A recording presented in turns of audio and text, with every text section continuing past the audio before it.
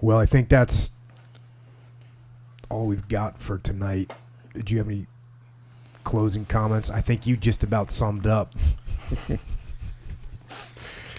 Well, first and foremost, Andrew, thanks for your service.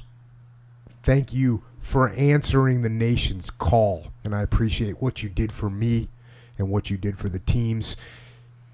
Thanks for coming on the podcast and sharing your lessons learned not only about combat, but about what comes after combat. And for those of you out there listening to the podcast, and you want to keep listening to the podcast, you want to support the podcast, my brother Echo Charles is going to tell you how to do that. Before I tell you, I actually have a question. Yeah. This is a way lighthearted question compared to, Let's go.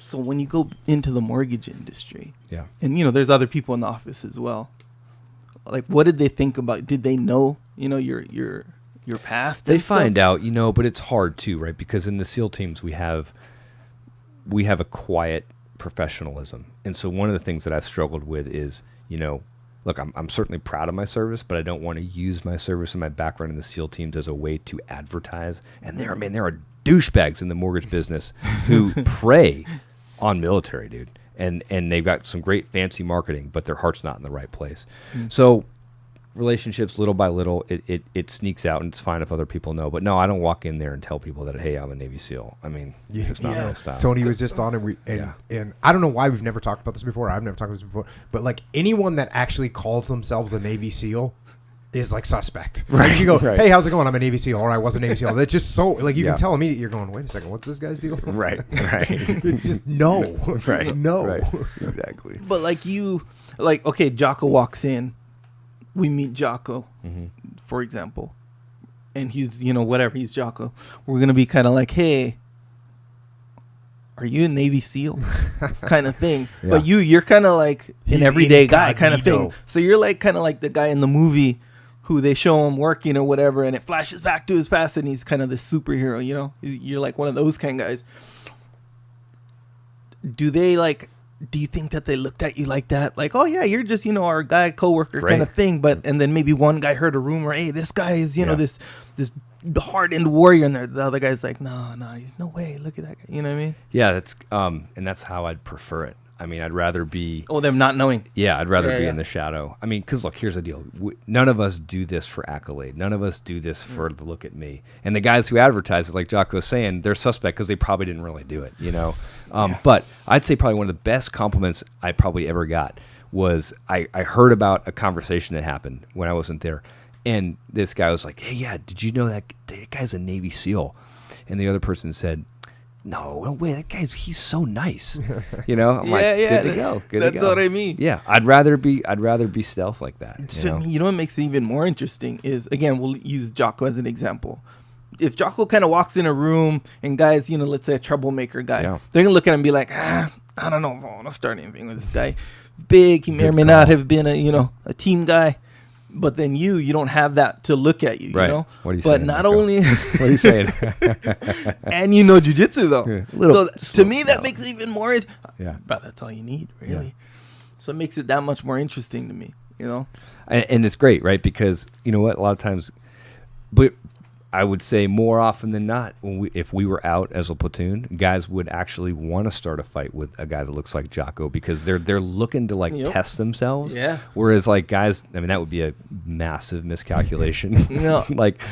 Really end of life event, extinction life event kind of decision. And to be not to counter, I know exactly what you're saying, but the facts are. People don't mess with me when I'm out in public. Yeah. They just don't. But I know exactly what you're talking about. It's always some big guy, the tall guy, gets somebody coming up to him. And actually, you and I talked about this too. For those of you who are on the podcast that are listening, Andrew doesn't look like stereotypical SEAL. He's 155 pounds. He's how tall are you? 5'7". 5'7". So he's not your stereotypical SEAL-looking guy. Now, again... That the public would think. Because I was going to say, there's no stereotype. And some of the most badass guys they're every size.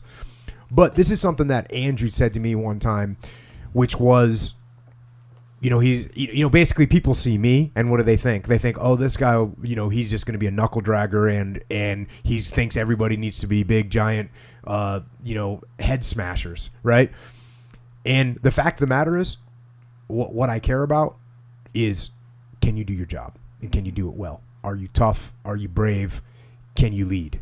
And that's why Andrew, he was like actually surprised, like when he finally told me, he's like, man, I was kind of thought you might not like me, because I'm, smaller and I don't look like a SEAL. And I was like, bro, it's not about what you look like. It's about how you act. And can you do this job? Are you brave? Are you going to step up? Can you lead? Great example of leadership, right? Like that was my point, is you focused on what was the capability of the person on your team, not what they look like. And some guys can do that, right? They can go, well, this or that. But you were like, hell no. I mean, this guy, he puts out, he can get the job done. He's leading. So, who you're kind of like is Dalton. You ever watch Roadhouse? Remember Roadhouse? Oh, I remember. Yeah. When they were like, hey, I thought you'd be bigger. He's this badass bouncer with this. Right. Is that a bad comparison? Will that get me killed, that comparison? Well, he does actually, look a lot like Patrick Swayze. Thank you. I appreciate that. Very handsome, yes. Yeah, I'd rather remain stealth, and use that to my advantage, and kind of remain thought as the underdog, You won't see me coming. Yeah. Remember we were hanging out at your house, Jocko, and Tristan said, he goes, hey, who would win in a fight, you or Jocko?